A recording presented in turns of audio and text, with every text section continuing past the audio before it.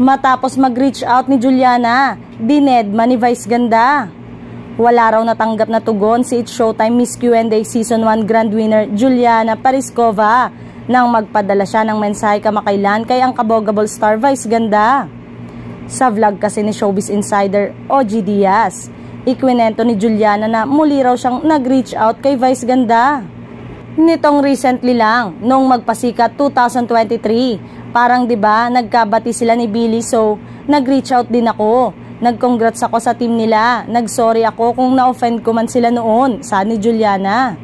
Nag-acknowledge naman, nag-reply, wala, natatawang sagot ni Juliana kay OG, nag-scene.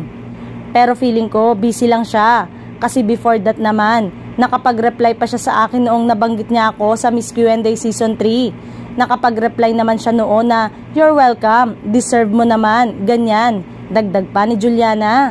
Matatanda ang naging vocal supporter ni Pangulong Ferdinand Bongbong Marcos Jr. si Juliana.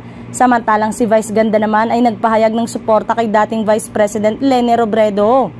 Gayunpaman, hindi raw pinagsisisihan ni Miss Q&A ang naging tindig niya noong nakaraang presidential election. Naniniwala rin daw na wala siyang ginawang kasalanan noong election period, kaya hindi siya makabalik ngayon sa It's Showtime. Pinalaki lang daw kasi ng mga tao sa social media ang mga isyong idinidikit sa kanya. Kaya baka tama rin lang si Juliana kung bakit hindi tumugon si Vice Ganda sa kanya kamakailan. Sa isang event kasi ay nabanggit ng huli na hindi raw talaga siya pala reply sa mga messages.